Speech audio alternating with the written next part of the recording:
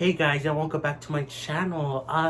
In today's video we're going to be talking about Xenoblade 3 Future Redeemed, which is the DLC name of Xenoblade 3 Wave 4, and it's coming out on April 25th, which is insane to me. I wasn't expecting this at all. I was completely blindsided. This was when I announced that I was gonna maybe not stream as often because I was gonna be taking my GED classes, and actually as of right now I passed 2 out of the 4 subjects for the GED, which is really cool. Maybe by the time this video goes out, I would have already done my GED completely, which is really cool to think about. But anyway, while I was in my class, actually, in my GED class, I saw live, like I had my camera on too, because the teacher requires cameras on for the GED 3-hour classes, and I saw it, and you could see my face when they announced the Xenoblade 3 Future Redeemed. That's the official title. They had the trailer, the date. I was screaming like crazy, and like, oh my god, and like everyone could see it in my face. So it was insane that happened. Now I did technically do a reaction, quote unquote reaction to the trailer on my channel. You could check that out in the description. But it's not a blind reaction. It is just me watching it like a second time clearly, and then like analyzing it as best as I can, because knowing me, I am not that good at analyzing stuff at all. I might know a lot about Xenoblade, Zelda, a whole bunch of things, but I am not that good at explaining things or analyzing things. So if you want Xenoblade analysis, go to Luxin, because he's a cool dude who does Xenoblade analysis, who probably by the time this video comes out, actually, he'll have his analysis out, which is really cool. I might react to that if you'll be interested. But anyway, back to the topic at hand. Yes, they announced the trailer. Okay, they dropped the release date, which, by the way, I wasn't expecting it to be April 25th. Now, I had a weird theory. Okay, I actually had 2 theories. One, that there was a trailer gonna be coming out this past week. I guess because this video is going out. Okay, yeah, this past week, like from April 17th, like which is a Monday, and then on from Friday or whatever, which is I can't think of it, the 22nd, the 21st. So from that week, I was expecting for them to drop a trailer. If you see me on Reddit, I have a Reddit account, both a personal and a channel one. I was posting on the Xenoblade Reddit, like, oh, do you think we'll see a trailer this week? And most people were like, oh, maybe, but I don't expect the trailer to come out till like May, June. Some people thought it was the DLC was coming out in July, which I thought the DLC was coming out in June, because that puts it right in between Breath of the Wild, Tears of the Kingdom and Pikmin 4. So Future Redeemed would have been right in between, and I thought a trailer would have been very possible to come out this past week, but I was expecting the release date to be June, not like a week away from when they dropped the trailer. Like, what the heck? Like, so on one hand, that is a good thing, because I had another theory that was way less likely, but there has been like DLC dropping every 3 months or so. Like, if you notice the pattern, they drop the DLC every 3 months, and that's what they did with Xenoblade 2 with its DLC. It came out 9 months after the game released, but so I was thinking it would be possible for it to come out in April. But I was thinking, as the month went forward, I was thinking, oh, maybe it will come out in June, because, as people pointed out, the game came out earlier than, like, it was supposed to, Xenoblade 3 was supposed to come out September, and 9 months from that is June. So, but like they moved it back 3 months or whatever. Maybe they were following the original game's release date to be so it would have come out in June. But no, they didn't. They followed the actual release date 9 months after, and then we're gonna get the Xenoblade story thing. My God, which is crazy, but look, it's a good thing. Yes, I am happy it's coming sooner rather than later. But I had so many things going on. Like I said, the GED stuff. I am actually almost done with it, so good job for me. Um, but I was doing that. I was getting things set up to play Tears of the Kingdom when it came out, and I am playing every day for like a few minutes. I'm playing Splatoon 3 to get that first play bonus, and then when there's gonna be a Splatfest for Zelda on like May 5th. I'm gonna be playing that a lot because I'm playing it every day because I need to get the catalog in Splatoon 3 to level 100. So I was just getting things set up by playing a little bit of Splatoon every day, playing some Xenoblade 3 New Game Plus every now and again, but getting things set up so that I would be able to play Tears of the Kingdom. But then nope, Nintendo comes in with like the meme where like you're planning stuff and then another bus crashes into it, like, oh, it's coming out in a few days. So like, oh my God. So it is a good thing that it's coming out sooner rather than later, but man, that really threw a wrench into my plans. Now I'm gonna have to be playing Xenoblade 3 New Game Plus constantly, both on the channel and on my own time. And I'm still gonna have to play Splatoon 3, and there's like a whole bunch of things that just kind of went off because Nintendo did this. Now, enough complaining, I guess. And not really complaining that much. It's just kind of like a wrench got thrown into my plans. But let's talk about the actual trailer itself. Now, I did kind of like break down this trailer on a live stream, which again you could check in the description. But I watched the trailer again, and I've seen other people's reactions, discussions on the trailer.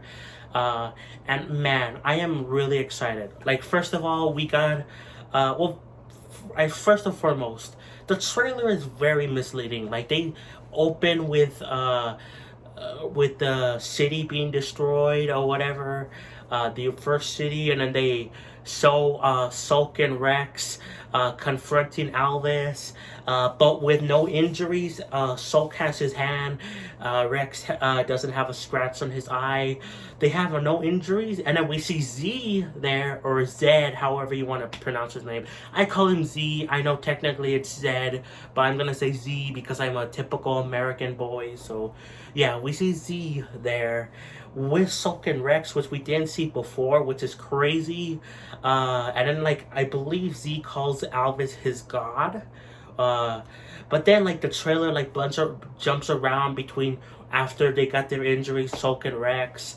And, like, this is gonna be insane. I think the way the story is gonna be structured is that we're gonna maybe open with the Alvis, or is it at least gonna be at the beginning of the game, Alvis, Sulk, and Rex thing, and then like about halfway, maybe a little bit towards the beginning, but like around halfway, we'll see the first city destroyed, and then like go from there. But like, man, I am really excited for this DLC because Sulk and Rex, I love them. I love Sulk a lot. Rex, I grew to really like. I didn't hate him before, but I kind of found him annoying at the beginning. But I grew to really love Rex. I love them both so much, and to see my boys grown up, oh my God, so good. But like, so it's cool that they're grown up, and like they look so cool, and I love the things Rex says are literally memes. I'll show him a thing or three. I like your attitude, kiddo. Like, I love how he says the meme lines, and like, it's just so cool. But I love how they look. But what's very interesting is it looks like we actually see Rex, one of Rex's daughters, who is Glimmer. Now, it's not confirmed, but Glimmer has Pyra's like core crystal, and it looks like Pyra mixed with Numa, so it would make sense for it to be like and it's voiced by the Sky Bennett, who does the voice for Pyra and Mithra. So it makes perfect sense for her to be the daughter of Rex, and and we see it looks like Sulk's kid, who's Nicole. I don't know how you say the name. When I hear Nicole, it sounds like it's a girl name, but I think it's said like that, but it's spelled like really weird. But it's I think it's Sulk's son because it looks a whole lot like Sulk, and I love it. I love to see their families. We technically saw some of their family, specifically Rex. We know Mio is obviously his daughter, but like clone, all that stuff. But it's gonna be interesting to see more of the family tree, especially because maybe Alvis has a daughter? Question mark? Question mark? Like Alvis, like the trailer again is misleading.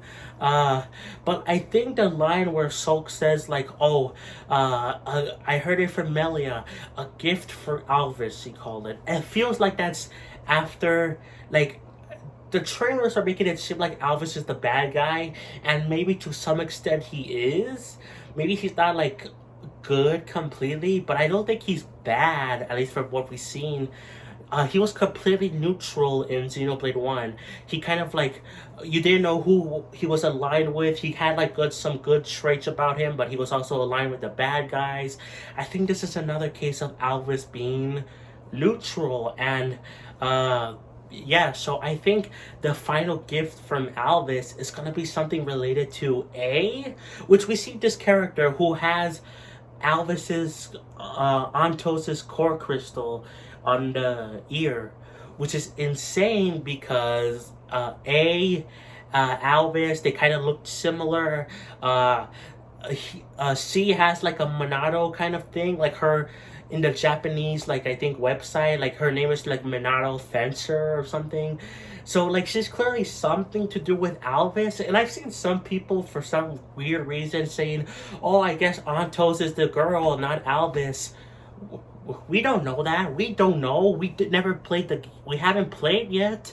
We don't know what is going on. My personal theory is that somehow Alvis either has a daughter, which I don't think that's gonna happen, but maybe he like splits off to this girl. And we also see Matthews, who's the new main character, sister Nell.